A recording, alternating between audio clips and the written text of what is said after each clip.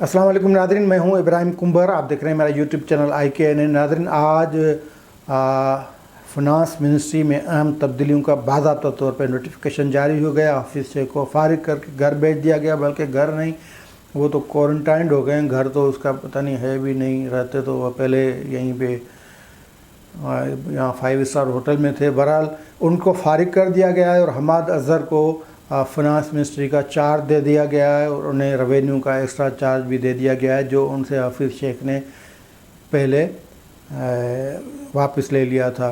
तो अब हमाद शेख पाकिस्तान की मईशत की जो नैया है उनको चलाएंगे। अब देखते हैं, जिसको असद उमर नहीं चला सके, जिसको हाफिज़ शेख नहीं चला सके पाकिस्तानी मईशत को, उसको एक कल का नौजवान जो है, जिसकी बुनियादी तौर पे डिग्री बैरिस्ट्री की लॉ की है और उसके बाद उन्होंने डेवलपमेंट इकनॉमिक्स में मास्टर किया, तो अब वो चलाएंगे। और पाकिस्तान के मसाइल भी आप देख लें, माशी मसाइल। लेकिन अब्दुल हफीज़ शेख को चलता करना था तो इमरान खान ने कर दिया और नदीम बाबर की जगह एक और गैर मुंतखब जो एडवाइज़र हैं उनको पेट्रोलियम का चार्ज दे दिया गया है।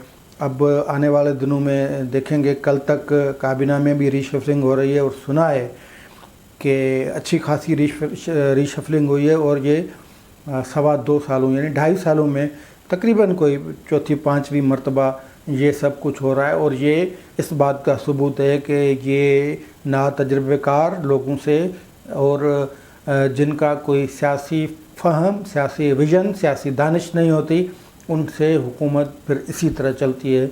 ये सब हम आपको आगे भी बताएंगे कि कौन काबीना में आ रहा है, और फिर हाफिज़ शेख का भी थोड़ा आपको बताएंगे कि हाफिज़ शेख के साथ ये भी बताएंगे कि फिर ऐसे लोगों को लाया क्यों जाता है। लेकिन उससे पहले जिन दोस्तों ने चैनल को पहली बार देख रहे हैं, जो लोग और जो दोस्त सब्सक्राइब नहीं कर सके, वो सब्सक्राइब ज़रूर करें। वीडियो पसंद आए तो शेयर और लाइक ज़रूर करें। तो आज अब्दुल हफीज़ शेख को हटाने का नोटिफिकेशन जारी किया गया है। ये गालिब का शेर है कि निकलना खुल्द से आदम का सुनते आए हैं, लेकिन बहुत बेआबरू होकर तेरे कूचे से हम निकले। अब्दुल हफीज़ शेख को बड़ी शान और मान से बाहर से लाया जाता है और फिर इस तरह कभी होता नहीं जिस तरह इमरान खान ने उनको निकाला है। ये पहली मरतबा नहीं कि अब्दुल हफीज़ शेख को लाया गया हो। अब्दुल हफीज़ शेख का पाकिस्तान में पहला तारुफ परवेज़ मुशर्रफ, जो कि आर्मी डिक्टेटर थे, उन्होंने करवाया था। उन्होंने सिंध में उन्हें फिनांस मिनिस्ट्री दी और अब्दुल हफीज़ शेख ने NFC पे काम करना शुरू किया और एक ज़बरदस्त किस्म का NFC के क्राइटेरिया को मतलब तब्दील करने के हवाले से एक केस बनाया, जिस पे मुशर्रफ साहब उनके मुतरफ़ हुए और फिर उन्हें काफ लीग की हुकूमत में वफाक में लाया गया। काफ लीग के वो सेनेटर बने, काफ लीग में फिर वो निजकारी के मिनिस्टर बने। वफाक में उन्होंने खिदमतें दी। लेकिन बुनियादी तौर पे बात यह है कि अब्दुल हफीज़ शेख का पस मंज़र या उनको बुलाने वाले जो हाथ हैं वो तगड़े हाथ होते हैं।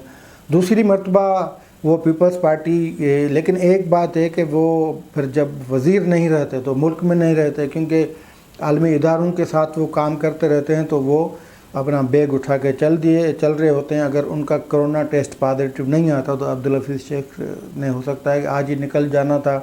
बहरहाल वो कोरोना में, और हमारी दुआ है कि वो जल्द सेहतयाब हों और जल्द अपनी नई ड्यूटी पे चले जाएं। हो सकता है कि आने वाले वक्त में फिर उनकी ज़रूरत पड़ जाए, और ये ज़रूरतें इससे तमाम लोगों की पड़ती रहती हैं। ये क्यों पड़ती रहती हैं उसका भी सबब है, वो भी हम आपको बताएँगे। तो बाज़ाब्ता तौर पे नोटिफिकेशन जारी कर दिया गया, हमाद अज़हर को ये चार्ज दे दिया गया है। लेकिन अब्दुल हफीज़ शेख की हम बात करें तो काफ लीग के सेनेटर थे, फिर ये पीपल्स पार्टी के दौर में फिर उन्हें बुलाया गया और फिर उन्हें सेनेटर बनाया गया, फिर उन्हें फिनांस मिनिस्ट्री दे दी गई और फिर उनको कहा गया कि फिनांस मिनिस्ट्री चलाएँ आप सारी। तो मज़े की बात यह है कि ये जो पीपल्स पार्टी की फिनांस मिनिस्ट्री पे इमरान खान जो चढ़ दौड़ते थे, तब भी फिनांस मिनिस्टर अब्दुल हफीज़ शेख हुआ करते थे। तो उसके बाद ये चेंज हो गई 2018 में गवर्नमेंट, और असद उमर ने मुआशी जो बेड़ा है वो संभाला, लेकिन पहले ही 6 माह में वो नाकाम हुए। IMF से बातचीत नहीं कर सके। मुल्क की जो सूरत हाल थी, ख़जाने को वो संभाल नहीं सके, जितने पैसे वैसे थे वो इधर उधर हो गए। तो फिर अब्दुल हफीज़ शेख आगे टपके और عبدالحفیظ شیخ کو لانے والے مشرف کی باقیات ہی تھی، مشرف کے ہم خیال ہی تھے جنہوں نے لایا اور یہاں پہ فٹ کروایا۔ حالانکہ عبدالحفیظ شیخ کی عمران خان سے اس سے پہلے کبھی ملاقات نہیں ہوتی، ایک دوسرے کو جانتے نہیں تھے، لیکن یہ پہلی مرتبہ ہوا کہ عبدالحفیظ شیخ عمران خان کے حق میں کئی مرتبہ بولے۔ حالانکہ جب وہ پیپلز پارٹی کے وزیر تھے تو سیاست کو وہ بالکل اس نظر سے دیکھتے تھے جس نظر سے ان کو لانے والے یا ان کے چاہنے والے دیکھتے ہیں۔ ایک مرتبہ مجھے یاد ہے وہ پارلیمنٹ میں تقریر کر رہے تھے اور انہوں نے کہا کہ سیاست نہ اچھی ہوتی ہے نہ بری ہوتی ہے، بس سیاست ہوتی ہے، وہ سیاست میں اتنے ہی سمجھتے ہیں۔ اب بدقسمتی یہ ہے کہ ایسے لوگ کیوں لائے جاتے ہیں؟ اس کا ایک سبب یہ ہے کہ یہاں پہ جمہوریت یا سیاسی حکومت کا تسلسل اگر ہو تو لوگ خود بخود پیدا ہوتے رہتے ہیں، اپنے اپنے شعبوں کے ماہرین پیدا ہوتے رہتے ہیں، لیکن سیاسی اور جمہوریتی حکومتوں پہ ان لوگوں کا اعتبار نہیں جن کا عوام پہ، جن کا ووٹ پہ، جن کا آئین پہ، جن کا پارلیمنٹ پہ، جن کا جمہوریت پہ یقین نہیں، اور ان سیاسی حکومت کے لیے وہ آئے دن مسائل کھڑے کرتے رہتے ہیں۔ اس لیے سیاسی حکومتوں کا کوئی اس ملک میں مطلب کوئی مستقبل نہیں ہوتا، اور ہر سیاسی حکومت یا جمہوری حکومت یا منتخب حکومت آئے دن کئی مسائل سے وہ دوچار ہوتی ہے، اور وہ مسائل پیدا کرنے والے وہی ہوتے ہیں جو اصل میں جمہوریت کے دشمن، سیاسی حکومت کے دشمن، سیاست کے دشمن، سیاسی جماعتوں اور ان کی قیادت کے دشمن یا مخالف ہوتے ہیں۔ ایسے لوگ یعنی حفیظ شیخ جیسے لوگوں کو آنے کی ضرورت پیش نہ آئے اگر یہ جمہوری یا سیاسی حکومتوں کا ایک تسلسل ہو، یعنی ہر 5 سال کے بعد شفاف الیکشن ہو، عوام کو سیاستدانوں کے احتساب کا اختیار دے دیا جائے، یہ سب کچھ نہیں ہوتا۔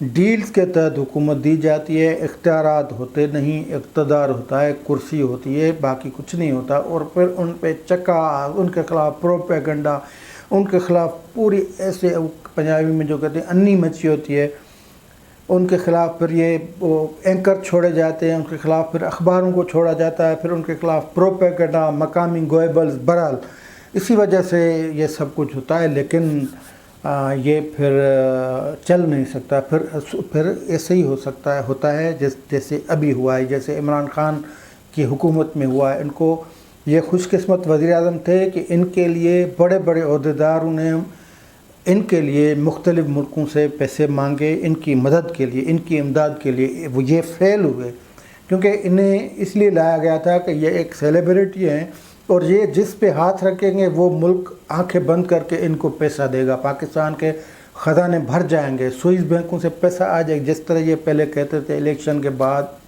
پہلے یا بعد، لیکن وہ کچھ نہیں ہوا۔ اور یہ جو دوسری معاشی ٹیم جو فیل ہوئی ہے، یہ اصل میں یہ فیلئر معاشی ٹیم کا نہیں، یہ اس سسٹم کا ہے، اور ایک سلیکٹڈ سسٹم کا فیلیور ہے۔ یہ غیر فطری جب میکینزم بنتا ہے، جب اس طرح کے امپوزڈ بندے اوپر بٹھائے جاتے ہیں تو پھر اس طرح ہی ہوتا ہے، پھر آپ کی 2 مرتبہ 3 مرتبہ 4 مرتبہ اس طرح تبدیلیاں ہوتی ہیں۔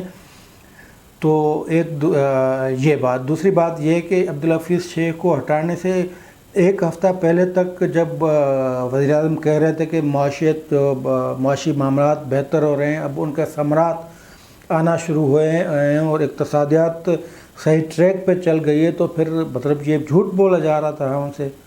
اور پھر آپ نے اب خزانے کی وزارت کس بندے کو کر دی ہے؟ جس بندے نے چینی جو ہے وہ 56 روپے سے 105 روپے تک کلو پہنچا دیے، حماد اظہر انڈسٹری کے وزیر تھے، شوگر مافیا کے خلاف کچھ نہیں ہوا، کچھ مطلب وہ عوام کو جو مجھے چینی 70 روپے کلو مل رہی تھی وہ 100 سے زیادہ مل رہی ہے، تو وہ انڈسٹری کے وزیر کی اہلیت تو یہ ہے، تو یہ بھی کچھ نہیں کر سکتا۔ اصل بات یہ ہے کہ اب یہ معاملات بہت گڑبڑ ہیں، معاملات گڑبڑ اس حوالے سے ہیں کہ اب یہ آخری دن ہیں اور یہ جو ہچکولے کشتی جو کھا رہی ہے یہ ڈوبنی ہے، ڈوب چکی ہے، مطلب اس میں پانی بھر گیا ہے، اب ایک مسافر کو ادھر اتارنا ہے، ایک کو ادھر اتارنا ہے، ایک کو اسی طرح کا سسٹم چل رہا ہے۔ لیکن یہ آپ یقین کر لیں کہ بھلے ٹیم چینج ہو، بیوروکریسی چینج ہو، کل یہ وزراء وہ چینج ہو رہے ہیں، وزراء کی جو نئی ٹیم آ رہی ہے، تو اس سے کوئی فائدہ نہیں پڑے گا۔ فائدہ اس لیے نہیں پڑے گا کہ وہ کام معاملات سنبھالنے کے لیے ویژن ہوتا ہے، کچھ ہوم ورک ہوتا ہے یہ سب کچھ نہیں، تو بھلے آپ تجربات کر لیں، ایک تجربہ اور ہی صحیح۔ آج کے لیے اتنا ہی، دیجیے اجازت، اللہ حافظ۔